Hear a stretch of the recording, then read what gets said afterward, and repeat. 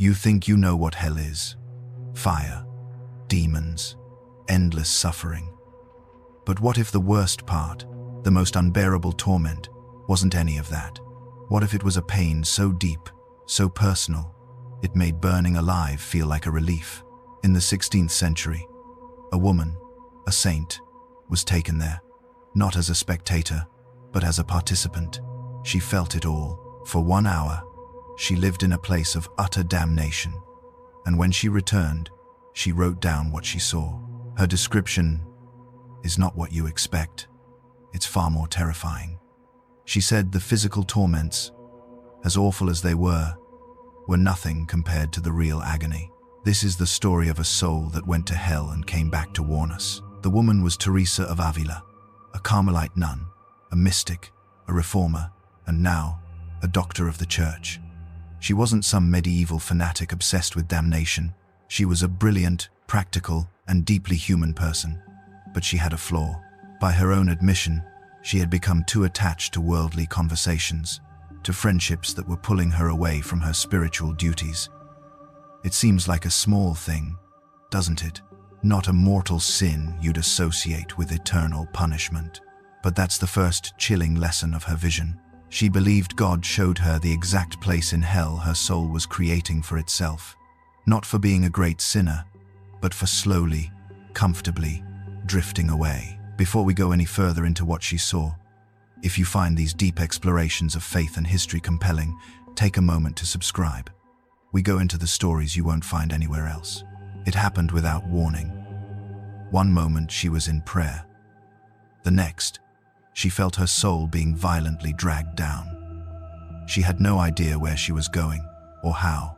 She wrote, "I found myself, in a moment, plunged into what is called hell." There was no journey, no transition, just an instantaneous arrival. Imagine that. The sheer shock of it. No time to prepare, no chance to repent, just being there. She tried to understand how it happened, but couldn't. It was a supernatural force, an experience so far beyond human comprehension that language could barely touch it. She was simply placed there. And the first thing she became aware of was the place itself. The entrance was a long, narrow passage. Think of a low, dark, cramped alleyway. But this wasn't made of brick. It was something alive and foul. The floor was a disgusting mud, thick and putrid, giving off a pestilential smell, and it was filled with vermin, reptiles, snakes, things slithering in the dark. There was no light. She described a profound, oppressive darkness. Yet somehow, she could see everything that was causing her torment. It was a paradox, total darkness, but a perfect, horrifying awareness of the filth she was in. She felt trapped, unable to move forward or backward, the walls pressing in on her from all sides. This wasn't a grand cavern of fire. It was a claustrophobic, dirty, forgotten sewer of a place. At the end of this foul passage, she was forced into a small hollow, a niche carved into the wall. It was like being shoved into a tiny oven.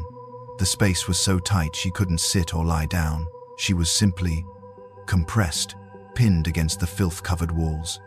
All the horrors of the passage, the mud, the vermin, the smell, were now pressed against her, part of her. And this is where the physical torment truly began. But again, it's not what you think. There were no demons with pitchforks, no external forces torturing her. The pain came from within the place itself, and from within her own soul. She felt a fire, but it was a fire she couldn't describe. It wasn't like the fire we know on Earth. It was an interior fire, a burning that ignited in the very core of her soul and radiated outward. It was a secret fire, a torment so intense that she said all the worst tortures imaginable in this world are a mere sketch by comparison. It was a fire of despair, a fire of regret, a fire fueled by the complete and utter loss of God. Her body felt as if it were being constantly torn apart, dismembered by an unseen force. Yet, this incredible, soul-shredding agony was, in her own words, the least of the torments.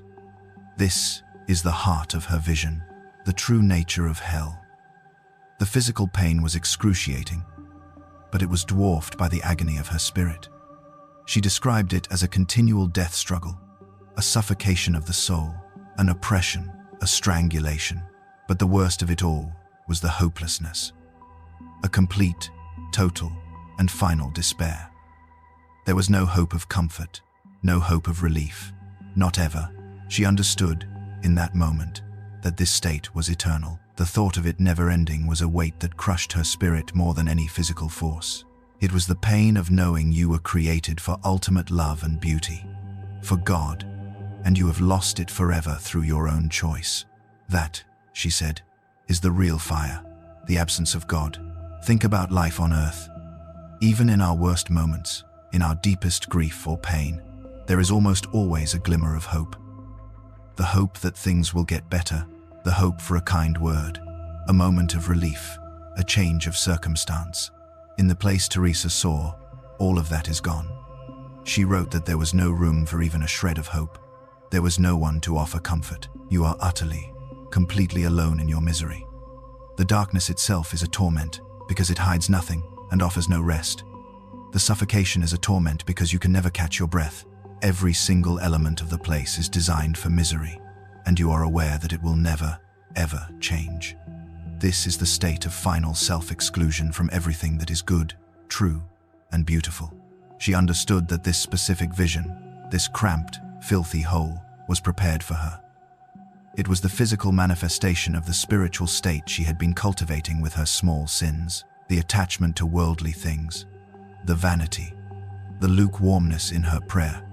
It all translated into this reality. Hell is not a one-size-fits-all punishment.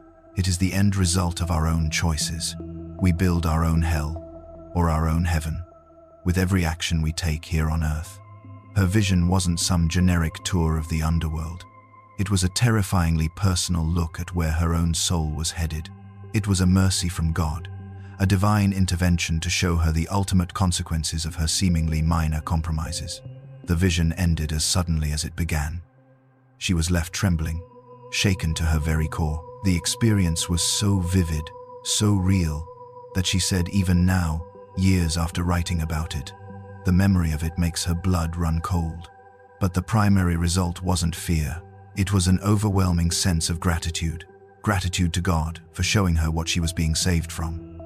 It completely changed her. All the trials and sufferings of life on earth, persecutions, illnesses, physical pain, seemed like nothing to her afterward. She said she would gladly endure all of it to be saved from one moment in that horrific place. Her worldly attachments vanished. Her desire to save souls became an all-consuming fire.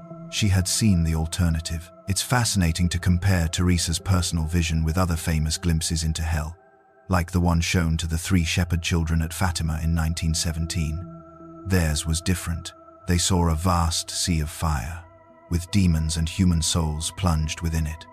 They described the souls as transparent, burning embers, tossed about by the flames, shrieking in pain and despair.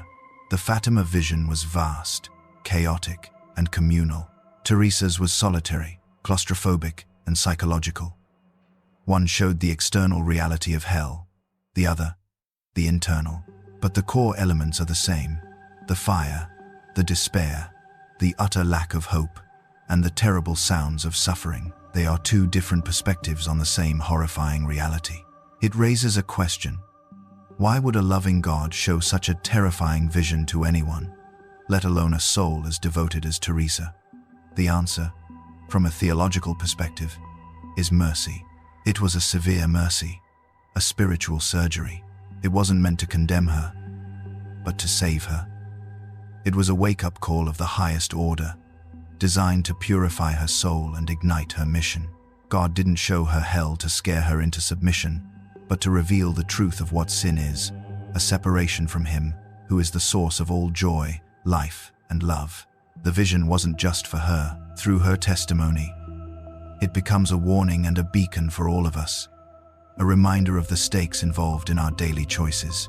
In our modern world, we're uncomfortable with the idea of hell.